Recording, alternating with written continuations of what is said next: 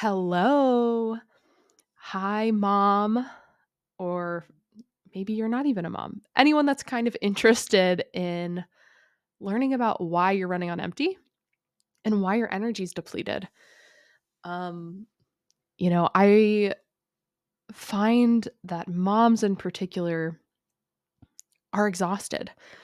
And it's no real surprise. We have tons on our plate and it's a really hard job. It's the best job in so many ways, but it is challenging. And there's a lot of reasons to why might start having more fatigue and energy crashes.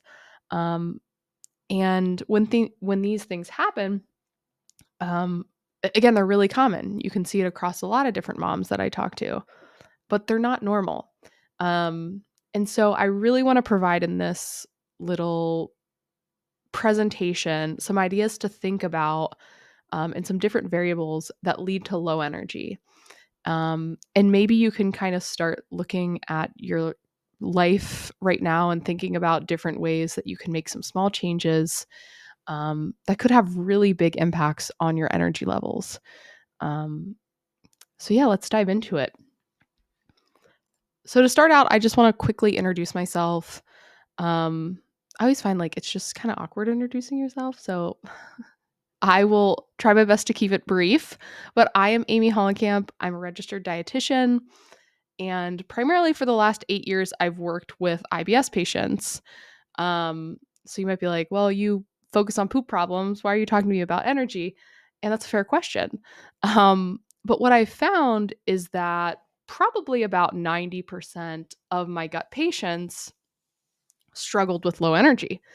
And so not only are we trying to resolve their bloating and diarrhea, constipation, but we're also really trying to fill up their tank again and charge them back up. Um, and what I found is that a lot of really simple, small changes can make really, really big impacts in energy levels for my patients. Um, and I actually have gotten really good at helping people regain their energy.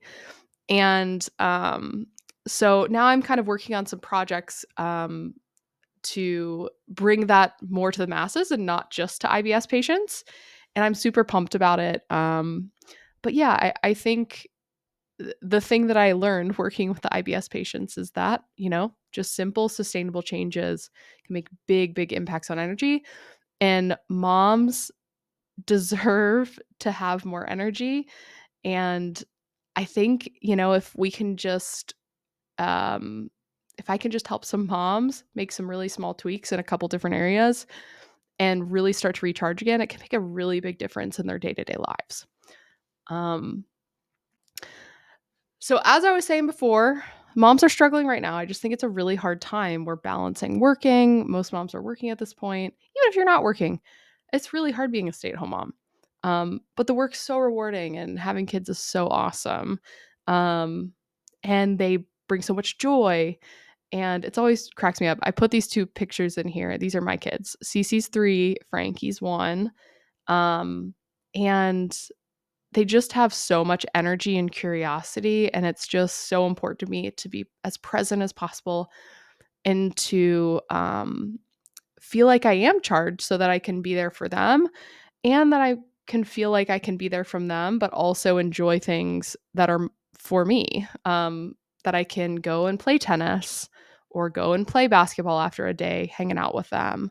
Um, or that I can have the energy to go out and meet my friends for dinner or something like that. I think it's really important to, um, charge up so that we can move through our day with ease instead of just surviving. So there's my cuties filled with energy. As I was saying before, these energy issues are really common, but they're not normal. Um, you know, no one come at me for the first point, but, relying on coffee for energy is really common, but it's not normal. And I'm not saying you have to give up coffee. No one come at me right now. Please, please give me some mercy here.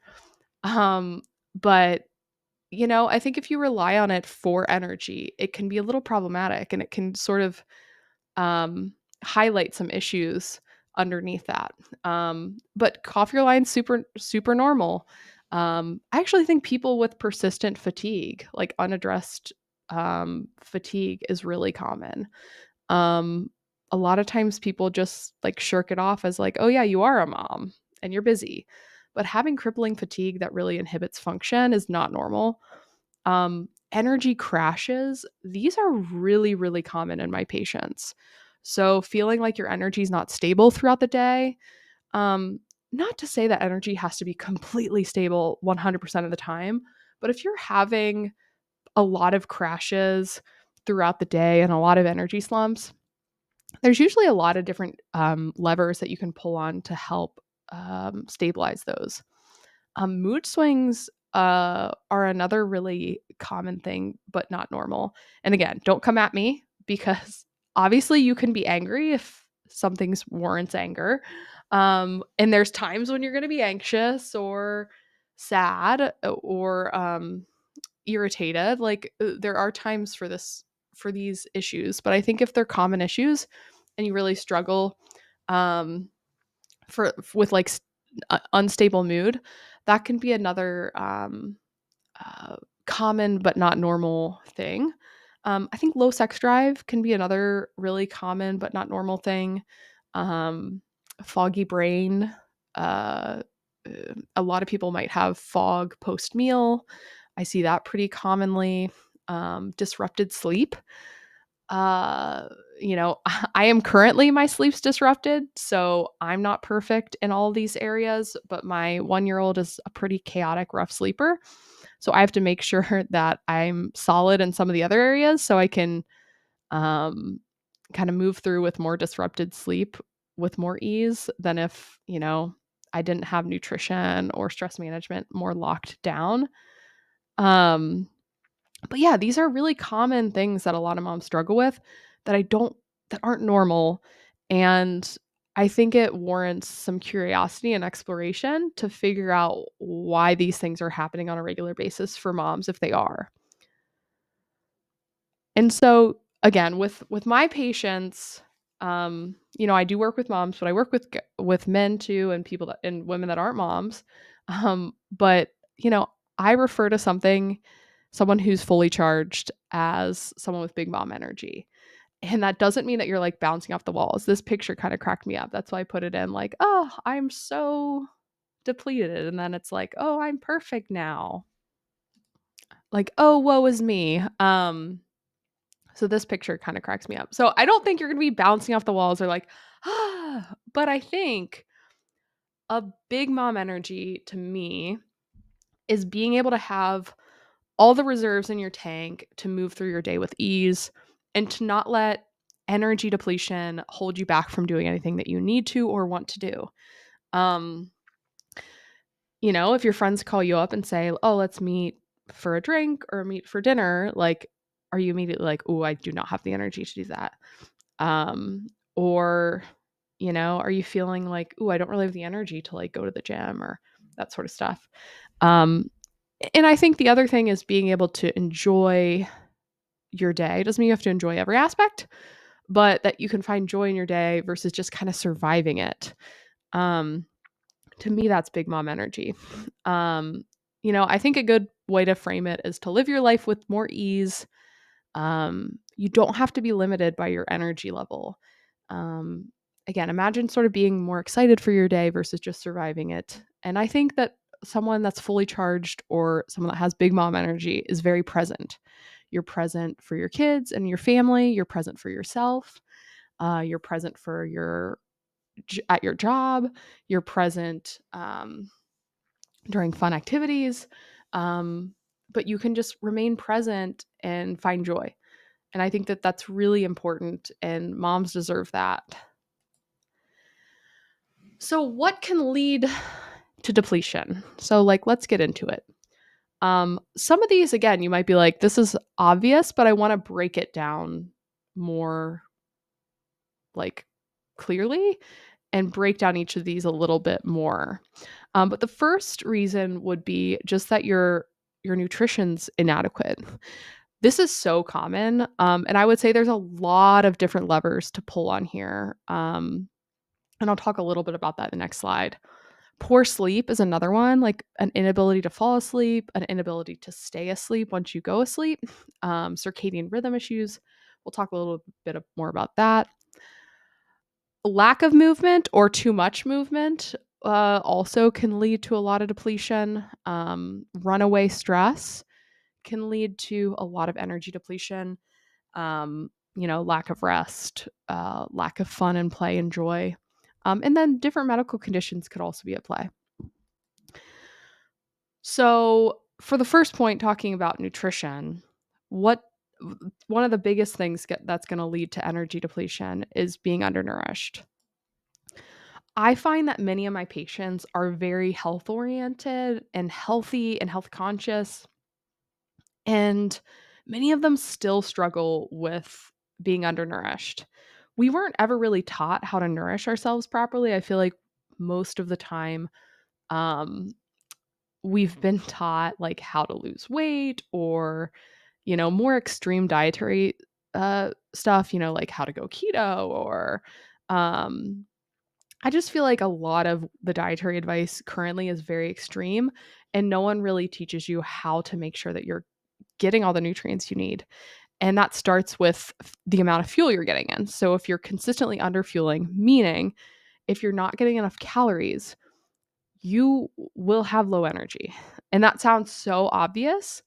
But I have found working with patients, especially female patients, that underfueling is very, very common. Um, and I think just generally, like in the world, I think we're focused. I think a lot of health and wellness is focused on like, um, you know, uh, weight loss and things like that. So it's very easy for like underfueling to get lost in the sauce. But many, many, many health conscious individuals I work with, especially women, are underfueling. And again, if you don't have the fuel, it's going to affect hormones, it's going to affect metabolism, it's going to affect sleep, it's going to affect mood, it's going to affect energy throughout the day, it's going to affect so many things. So if you're underfueling, you're going to have low energy. Irregular meal patterns is another really, really common one. Um, if you skip meals, if you eat at irregular times, these things can actually play a really big deal in energy status. So regular meals can be important. Um, Imbalanced meals. So how are you balancing your macros on your plate? Um, Again, it's so confusing now in the health and wellness world because, you know, depending on who you ask, protein's bad or fat's good and carbs are bad. There's so much confusion. But usually I've found that there's a certain macronutrient balance that seems to really help with energy. And usually that means getting enough of each macronutrient. So enough protein, enough carb, and enough fat. And sometimes it takes really zeroing in on it and seeing where your macros are falling and how they're balanced. Um, Protein can be a big one. I actually think carbs can be a big one now, in terms of like getting enough. Um, can play a big role in energy status just because it plays a really big role in hormones. Um, Low carb can really affect female hormones in a variety of different ways. So making sure you're getting enough of that can be very important. Um, Nutrient deficiencies can be really, really, really common. And a lot of times they go undiagnosed because a lot of doctors are not testing enough enough. They're not testing enough of these nutrients. I've even had doctors tell my patients that like B12 deficiency doesn't exist, which is insane. I've seen B12 deficiency all the time. But nutrients like B12, iron, zinc, um, sometimes even looking at your intake of certain nutrients can be very important. Um, but yeah, magnesium, copper, a lot of the B vitamins that are important for energy metabolism are going to be really important for energy. Lack of fiber can also be a really important one. It's going to affect the microbiome in a variety of different ways. Um, and it does seem to affect like sleep and fullness signaling and that sort of thing. So getting enough fiber can also be important. So those are like the key nutrient related areas I would say you want to focus in on. Um, so it kind of goes from like broad, so getting enough calories, to then getting enough macros, to then getting enough micros. Go kind of from broad to narrow if you're working on this. Sleep, if you're sleep deprived, and this could be from a variety of different angles, and what drives this could be, um, from a variety of different angles. But circadian rhythms are our sleep wake cycles, and there's so many things about our lifestyle that disrupt that. And I don't think it has to be perfect. I don't think you have to never like watch TV at night or something crazy. But you want to be aware of like getting light during the daytime and trying to avoid blue light at night. Um, having a pretty consistent routine at night, I think can be very important. There's a lot of hormonal issues that can lead to sleep deprivation, some of which a lot of which I would say can be driven by nutritional issues. So I usually always focus on nutrition first because a lot of times sleep issues resolve when you focus on nutrition first.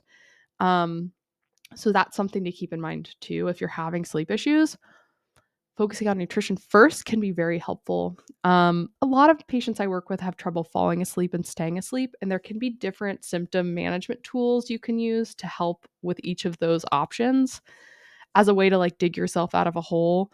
If you are waking up frequently in the middle of the night, again, I'd want to explore nutritional um, pieces of that. But there also might be a reason to try to manage that symptom, and maybe some different tools you could try for that. So that's the sleep piece. And obviously, if you're not sleeping, you're going to have low energy. I don't think that's a shock to anyone. Lack of movement. This is an interesting one because I find that there's two sides of this coin. Some of the patients that I work with that are very health conscious are actually over exercisers, and they don't have they're exercising too much without enough recovery and resources to recover. So they might be over exercising, under eating, and that can be pretty disastrous for your energy levels.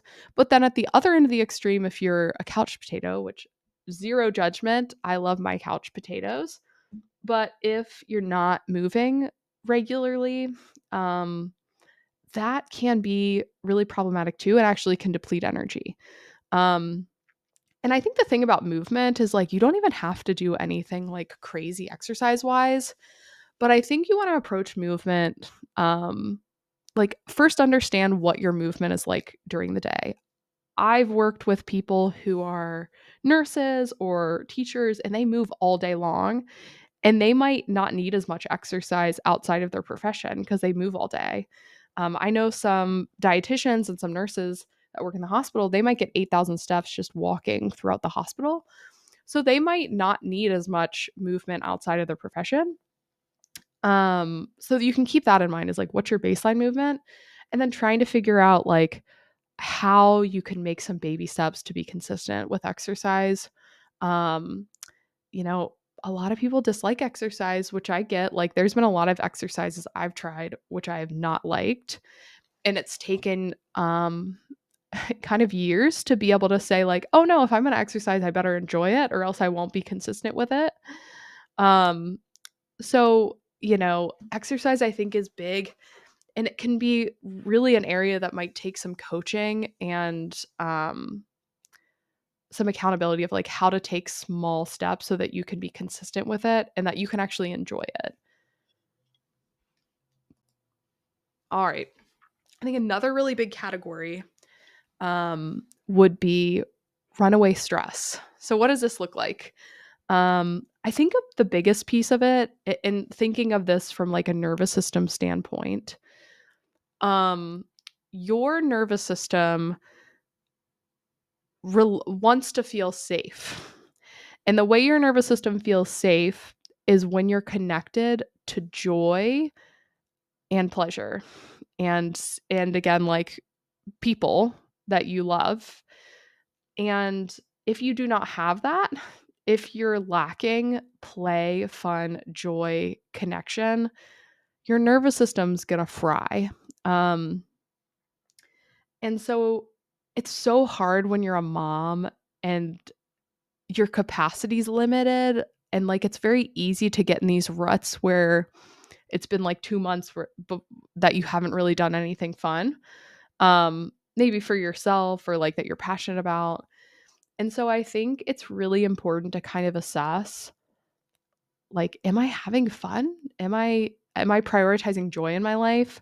That's so important for stress. It's not just about like meditation and all these mind body things. Those things can help too, but fundamentally speaking, if you're not having any fun and joy, you're going to have a hard time, or you kind of it could really deplete energy levels, and it could really kind of grind you down and burn you out. So fun and play is important.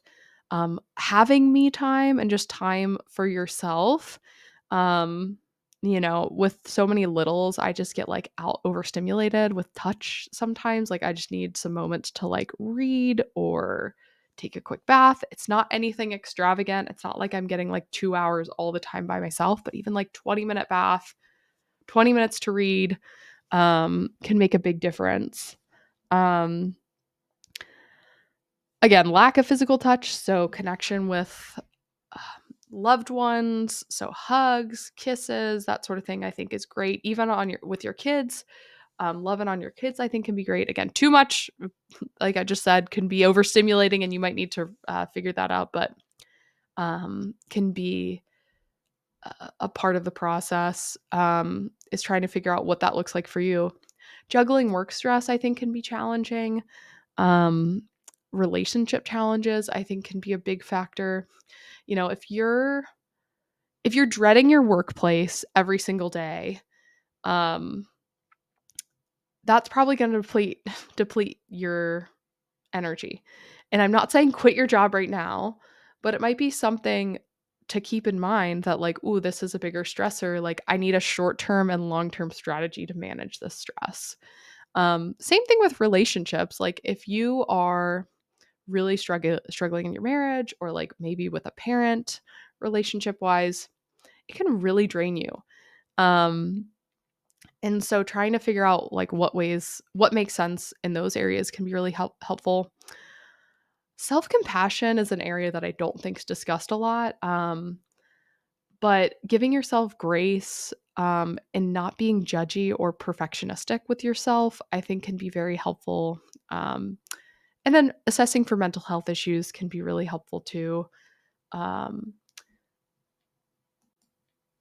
and then medical conditions to consider: hypothyroidism, something fairly common. Sometimes, if there's not any autoimmunity, it can be resolved dietarily. I, for instance, had um, thyroid disease, or not thyroid disease, hypothyroidism, that was related to some of my dietary things I was doing, mainly like low calorie, low carb. It tanked my thyroid. And there's a reason. My body was trying to slow down how I was burning fuel. So that can resolve, and be helped by dietary changes. Depression is and like mental health stuff in general, can sometimes deplete energy. Again, all the stuff been talking about should help with depression. Doesn't mean it's always going to resolve it. Um, Autoimmune conditions can also lead to like more energy depletions. Uncontrolled diabetes or blood sugar issues can lead to energy depletions, and sleep apnea can lead to energy depletions.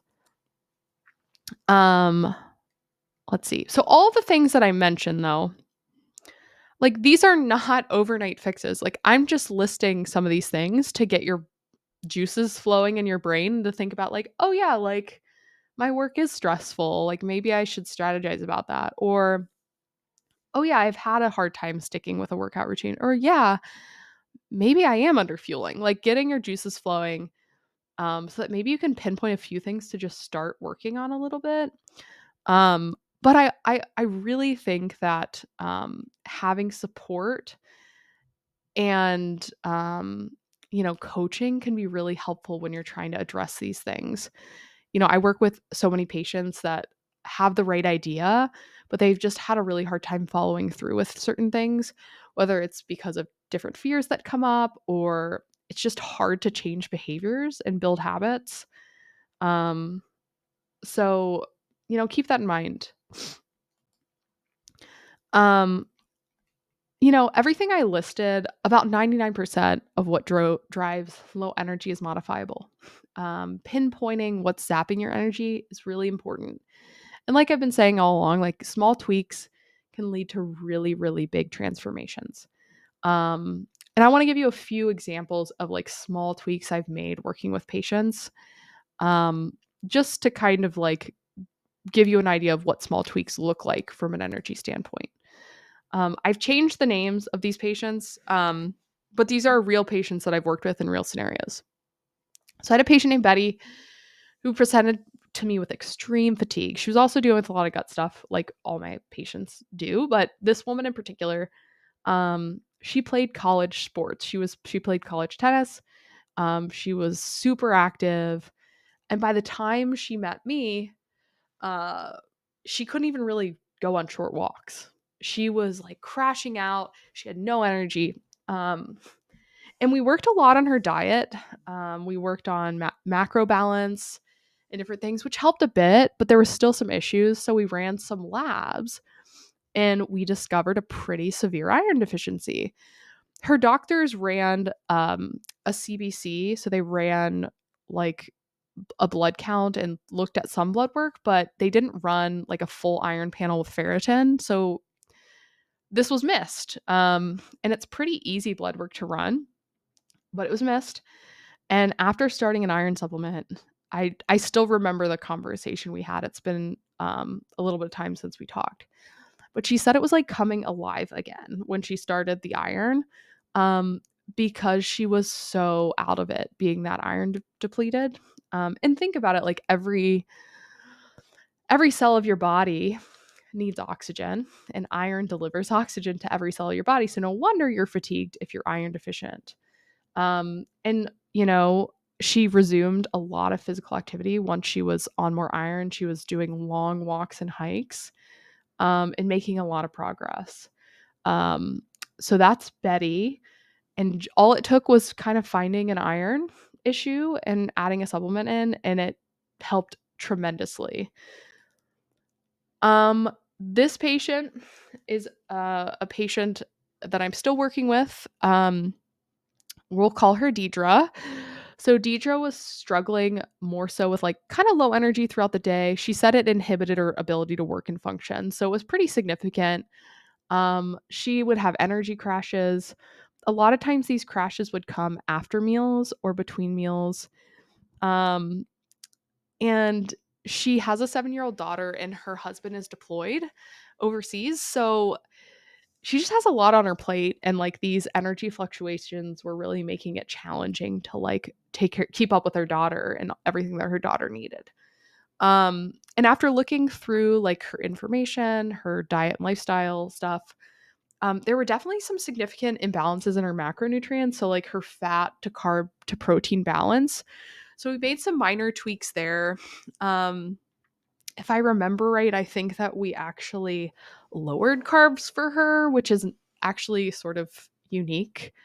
Like we lowered carbs and increased fat slightly, which a lot of my patients actually need to increase carbs. So it was a little bit unique, but we balanced out her macros. And then we also um, really shifted her breakfast around. Her breakfast was really low in protein and much more like carb heavy. Um, so we added in some protein and it made a huge difference, just like the protein increase and the minor shifts in some of the macros. Um, and like by the time we talked a couple weeks later, she wasn't having these crashes anymore. And there were other things and there's other things we're continuing to work on from like an energy, feeling fully charged standpoint. It's really hard when her husband's deployed. So we're working on like stress management and those sorts of things. Um, so that's a really good example. of just some like even just changing her breakfast was probably the biggest thing that helped with energy. Um, so that's something small, some small change. And then I'm working with another guy right now named Kirk, or we're going to call him Kirk. And he was struggling with low energy, exercise intolerance, like a lot of muscle cramping and like pain with exercise. Had some like low immunity, was getting sick a lot, and very interrupted sleep. Looking at his diet log, we discovered that he had been under eating by a lot. And we also ran labs and saw that he had a copper deficiency. We increased his calories and repleted his copper, and he was feeling much better energy and was actually had started to sleep uninterrupted more so.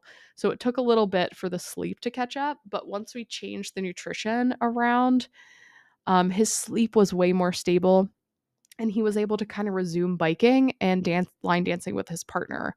So, yeah, like super small changes can lead to really big progress. And again, it's not maybe perfect, and there can sometimes layering in different small changes can really impact things even more. So again, like, okay, if calories are a little low and maybe protein's a little low and stress is a little bit high here, and ooh, we want to tweak movement a little bit. Like if we can make small tweaks in a lot of different areas, um, we can really make a lot of progress. Or I can make a lot of progress with patients if we can do that. So, I think in terms of like restoring energy, it's not about magic bullets or overhauls.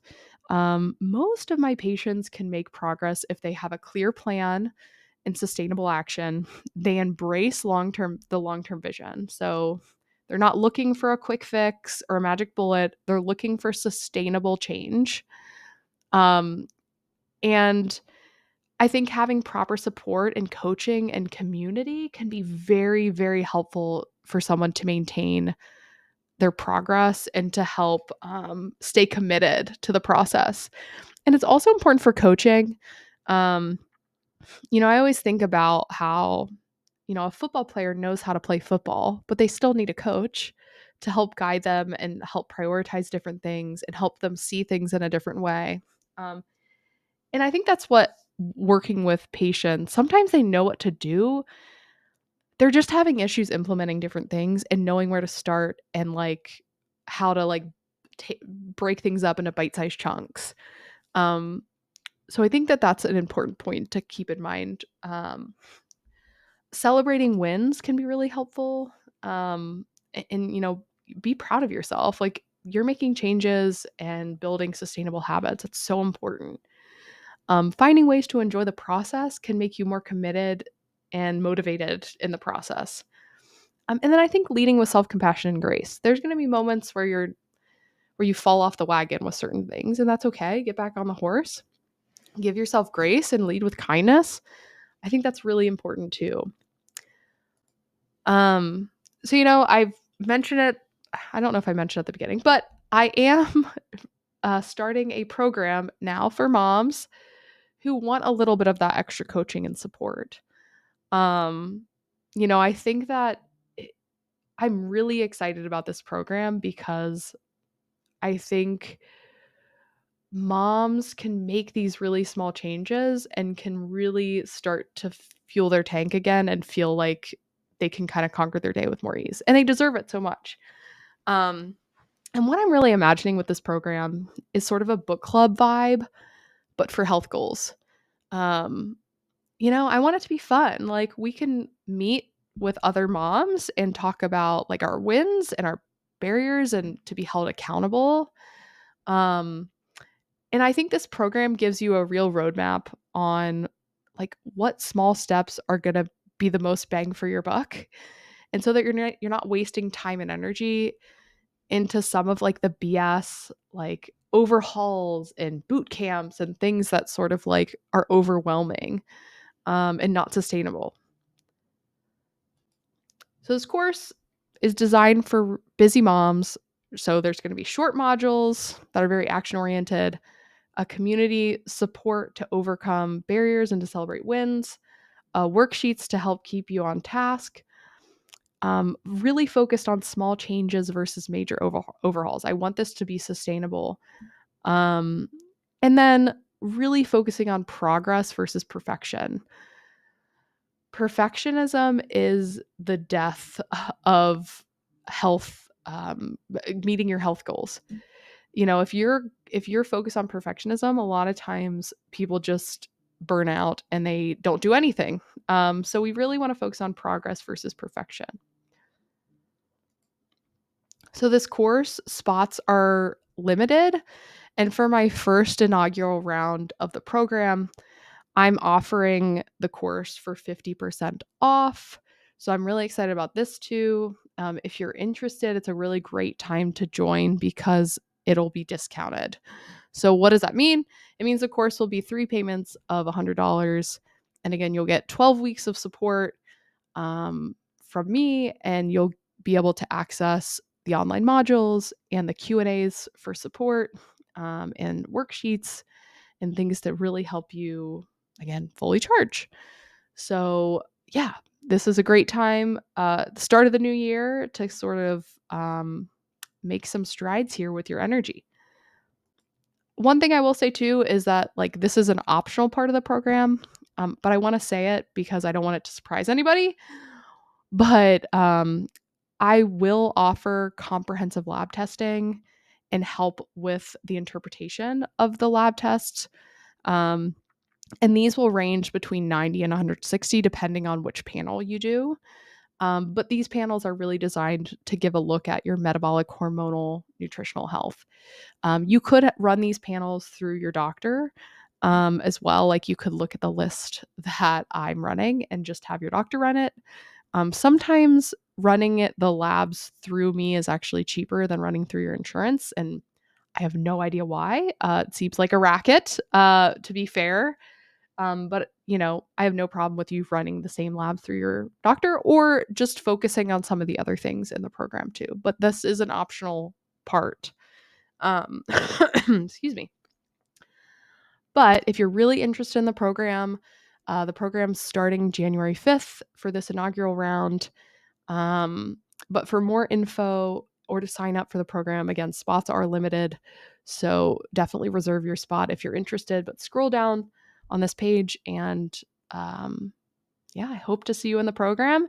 Feel free to email or reach out if you have any questions.